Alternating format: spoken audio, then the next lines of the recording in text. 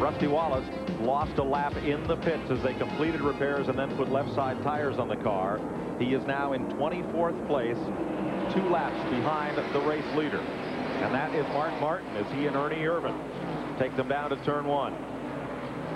Through a bit of speedy dry there. Kyle Petty is 3rd. Dale Earnhardt is 4th.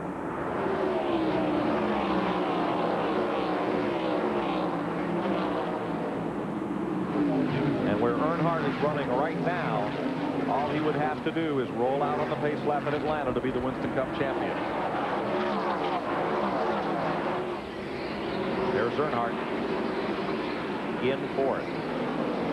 Look at Gant right there. His car is still running good. You know, he stayed stretched out a while ago. I tell you what, though, when he stayed out, they're showing him being a lap down. I don't see how that could have happened. They just showed Gant as being a lap down. I don't understand that call. We'll follow up and see what happened to that.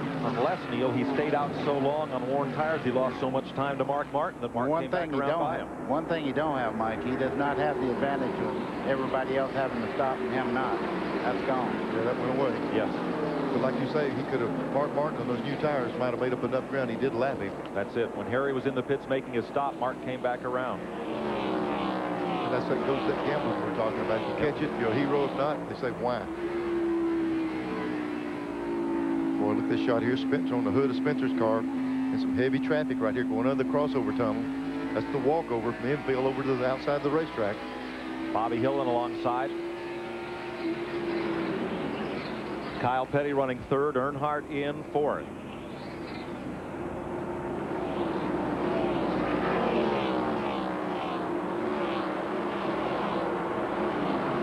.64 laps to go. Here's Glenn. Well, standing by with Robin Pemberton, and due to the job that they did on Kyle Petty's car, he struggled earlier in the week, but they worked on the car. They got him straightened out. He's run strong all day. On behalf of Miller Genuine Draft, we'll present you with the Pit Crew of the Race Award, Robin. Thanks, appreciate it. Crew and everybody deserves this. It's been a pretty tough week. Pretty tough year, to tell you the truth, but thanks a lot. We're just trying to gain some momentum for next year. Well, I think they'll be there next year. They had some awfully good pit stops today. I think you're right, Glenn. And Kyle, he may have to ride that Harley to every race. Yeah, every time he wins a race, he's on that Harley. If he keeps running good, he'll just have to saddle that thing up all season. Right now, he's in 3rd, about 2 seconds behind race leader Mark Martin. And a bit back from Ernie Irvan in the Texaco Ford. You know, you see Earnhardt moving in on Kyle Petty there. Before, he couldn't even get close to him, so maybe they worked on roof. As I said that, he went way up high, but it looked like he's picked up quite a bit. I think they worked on that car during the stop there. I tell you what, Rusty Wallace right here, just, I don't see that motor problem they were talking about. He might have had that chassis trouble. No, I don't either. Let's go back down to Rusty's pits. Here's Ralph. This is what a Heim joint looks like, and what happened was when that car broke the suspension, got the flat tire, it grounded part of the ends off. Here's one of the bolts that holds it onto the car. You can see how this half of it is all ground right down. Now, they didn't actually get the thing as fixed as they'd like it to be. In fact, it's just kind of halfway sitting on there. So Rusty is not out of the danger zone yet. I tell you what, it makes me wonder, Ralph, if they got that motor problem. Maybe the chassis was off so bad he couldn't get the gas. Ralph, do you know if they got that motor problem straightened out? We'll check back with Ralph in a minute. Go ahead, Ralph. At this point, Neil, no, they seem to think that the motor problems are okay. They've been listening to the car every time it goes by. It sounds good. Rusty has reported he seems to have gotten his power back. It seems to me that it was all the handling that was the problem. I tell you, there's a good indication that Rusty just ran a 28.70, and the leader was running 28.40. He's not but 3/10 off. He can't have much wrong with the motor. Nope. Steve Grissom back in the race after a long time behind the wall on the Diamond Ridge Racing, number 29. Kyle Petty holding a bit of margin on Earnhardt. And Harry Gant, it's confirmed, has lost a lap in the pits. And he is now the 12th place car. 11 cars are on the lead lap.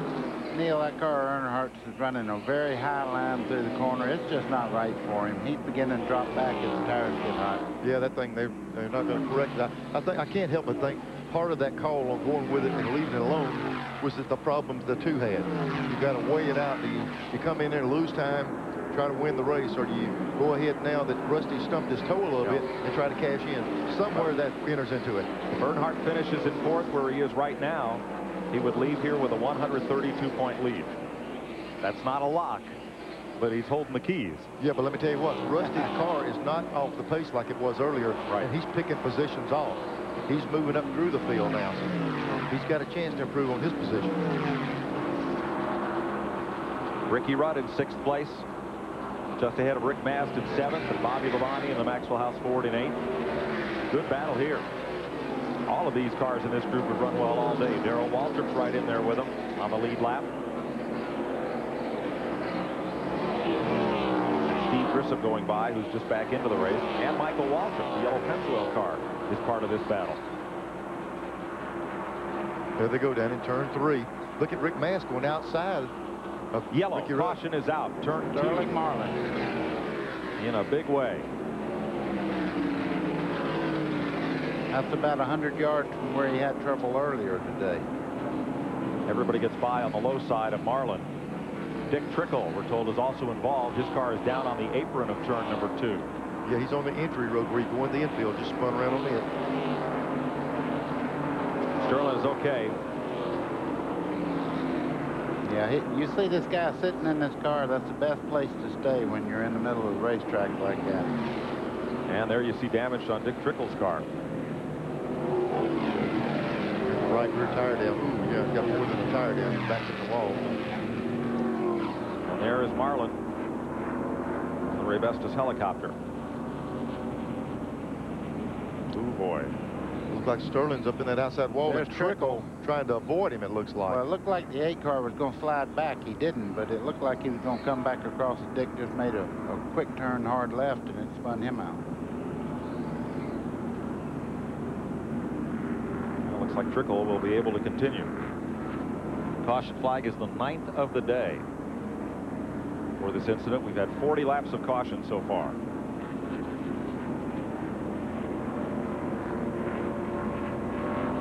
Mark Martin, the leader. Ernie Irvan, Kyle Petty, and we'll give you one more shot at today's Polaroid photo fake-out to try to win a trip to the Daytona 500. What's wrong with the picture they're about to show you? We'll be right back.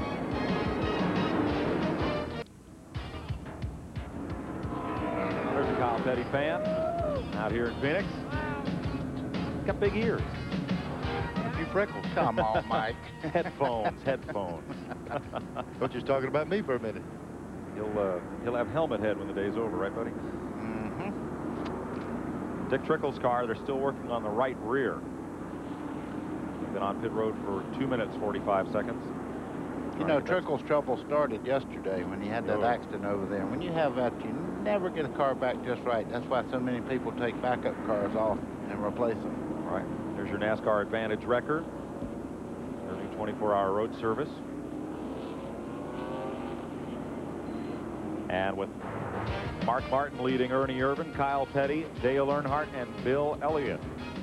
We're going to stay under caution a lap or two, so we'll take this break and be right back to Phoenix.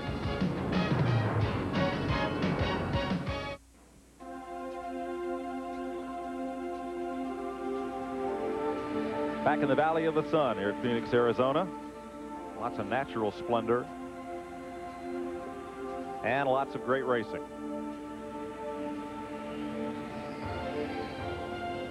One lap and we'll get a restart here. Up front, Mark Martin. Watching from our Ray Bestis aerial camera. Going to get a restart this time. Martin is the leader. Ernie Irvan in second. Kyle Petty in third. There's Dale Earnhardt, the 4th place car. Bill Elliott is 5th. 6th is Ricky Rudd. 7th is Rick Mast. 8th is Bobby Labonte. 9th, Darrell Waltrip. 10th, Morgan Shepherd. 11th, Michael Waltrip, all in the lead lap. 1 lap down in 12th is Harry Gant. Then Lake Speed, Terry Labonte, Bobby Hillen, Kenny Wallace, Ted Musgrave, and Dale Jarrett are 1 lap down. 19th, 2 laps down is Chuck Bown. Then Rusty Wallace in 20th. Then Rick Wilson and Rick Corelli as we go back to green with 49 laps to go. But in turn 1, we see Mark Martin pull out there. And Lake Speed got up into Earnhardt. Hopped up the racetrack a little bit in turn 2. I think okay. 28 car staying right with Mark on his restart. I was just fixing to say, this is showtime now. They've been riding around just a little bit, and I think they're going to have to get with it. Harry Gant was not able to get back in the same lap on the restart there. Ford's running 1-2, Pontiac in 3rd, and Chevrolet in 4th. So the Manufacturers' Championship could put Ford in front by 1 point going to Atlanta over Chevrolet and Pontiac 3rd. It's very, very close. Only 6 points separate the 3 manufacturers. The only way you could lock up any of the manufacturers' things would be if GM won, the Chevrolet won today. They could lock it. The rest of anything other combination, they go to Atlanta with it. Passing flag getting a workout here. Bobby Labonte trying Rick Mast on the bottom.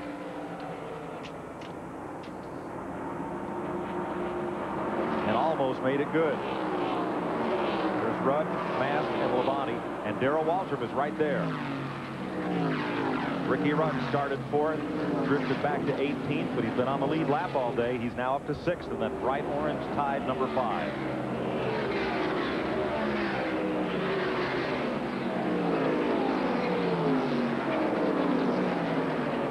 Rudd, he's trying to get a run off that high side and get up under the car in front of him there. But here comes Darrell. Yep.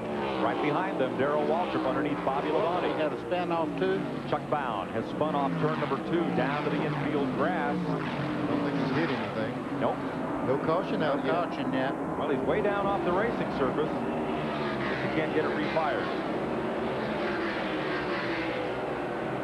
I can't get the thing started over there. The flagman's not putting yellow out, so they're going to continue. There it goes. There it goes. Yeah. We'll stay green. Now, you're talking about pulling out the high-speed lane. He's got to come off that apron at 0 miles an hour right in that 150-mile-an-hour section. 45 laps to go. And look at the 2 Fords distance themselves from the rest of this field. Jimmy Spencer up in turn 4, right up on the wall. Missed it. He was just up in the dirt. No problem. Boy, Mark was wide coming off that corner just then. And Ernie Irvin pulled up just a little bit. I tell you, it's going to take a strong car to get by Ernie or Mark Martin today.